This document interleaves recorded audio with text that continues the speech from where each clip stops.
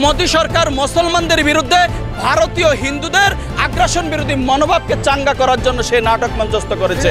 পুরো পৃথিবী আজকে জানে, নিশ্চয়ই আপনারা জানেন যে ইতিমধ্যে ভারতে মুসলমানদের উপরে হত্যা হচ্ছে, মসজিদে আঘাত হচ্ছে, রক্তের উপরে দাঁড়িয়ে হোলি খেলা খেলছে পুরো পৃথিবী। আজকে 200 কোটি মুসলমান, আমরা 1.5 কোটি ইহুদিদের কাছে আজকে মুসলমানরা পরাস্ত হচ্ছে। এটা মেনে নেওয়া যায় না। এক আল্লাহকে বন্দনা করি আমরা, এক আল্লাহকে সেজদা করি, অথচ আমাদের মধ্যে অর্থনৈতিক দ্বন্দ্ব, ভূরাজনৈতিক দ্বন্দ্ব, শিয়া সুন্নির দ্বন্দ্ব, আজকে মুসলমানরা নির্যাতন নিপীড়িত হচ্ছে সারা পৃথিবীতে। আমরা বলতে চাই 200 কোটি মুসলমান এক আল্লাহ আমাদের বন্দনা করি, সেজদা করি, তাহলে আমাদের এক ঐক্য যদি না থাকি, আজকে গাজাতে ফিলিস্তিনিতে যে গণহত্যা হচ্ছে, ইসরায়েলের মাত্র 1.5 কোটি ইহুদি, মাত্র পুরো পৃথিবীতে 1.5 কোটি ইহুদিরা আজকে পুরো গাজাকে স্তব্ধ করে দিচ্ছেন, নিচ্ছিন্ন করে দিচ্ছে। আমরা বলতে চাই, আমরা মুসলমানরা যদি জেগে না উঠি, আজকে ভারতের যে আগ্রাসন তৈরি করছে তার প্রত্যেকটা প্রতিবেশী রাষ্ট্রের বিরুদ্ধে, পৃথিবীতে এমন কোনো রাষ্ট্র নেই তার প্রতিবেশী যা তার প্রতি তার কেউ সমর্থন নেই। ভারত একমাত্র রাষ্ট্র, তার কোনো প্রতিবেশী তাদের পছন্দ করে না।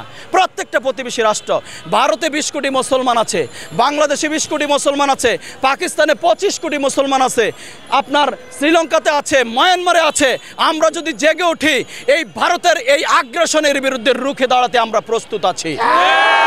মনে করবেন না এটা গাজা নয়, দেখেছে পুরো পৃথিবী। 12ই এপ্রিল আমরা পুরো পৃথিবীতে আলোড়িত করেছি, আন্দোলিত করেছি, আমরা প্রতিবাদ করে গাজাতে আমরা মার্চ ফর গাজা করেছি।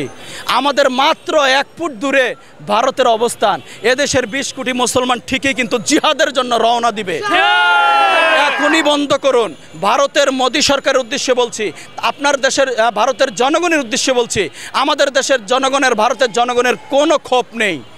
আজকে যদি অখণ্ড ভারত রাখতে চান, আজকে যদি ভারতকে নিরাপদ রাখতে চান, মোদী সরকারকে এখনই বিদায় করুন, অন্যথায় ভারত কিন্তু অখণ্ড থাকবে না।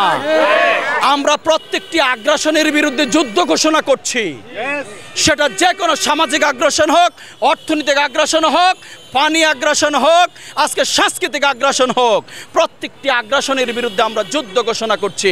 আমার অধিকার আমি চিনিয়ে নেওয়ার জন্য 200 কোটি মুসলমান ইনশাল্লাহ আছে। মুসলমান এমন একটা ধর্ম যার কাছে সকল মানুষ নিরাপদ, সকল ধর্ম নিরাপদ, সকল মানুষের অধিকার নিরাপদ। ওই আমার দেশে যে হিন্দু বসবাস করে, এটা তার মাতৃভূমি, এটা তার অধিকার, এটা তার জন্মভূমি। আমরা তো কোনো হিন্দুর উপর আঘাত করি না। আজকে ভারতীয় ইতিহাস দেখুন, ভারতীয় উপমহাদেশ সৃষ্টির ইতিহাস দেখুন, মুসলমানরা জীবন দিয়ে ভারতীয় উপমহাদেশ স্বাধীন করেছে, ভারত স্বাধীন করেছে। আজকে সেই মুসলমানদের উপরে গণহত্যা চালাচ্ছেন। আজকে পুরো পৃথিবীতে আজকে এই ভারতীয় হিন্দুদেরকে আজকে খেপিয়ে তুলছেন মুসলমানের বিরুদ্ধে। এই নাটক বন্ধ করুন। এই নাটক যদি বন্ধ না করুন, এদেশের 20 কোটি মানুষ জিহাদের জন্য প্রস্তুত আছে।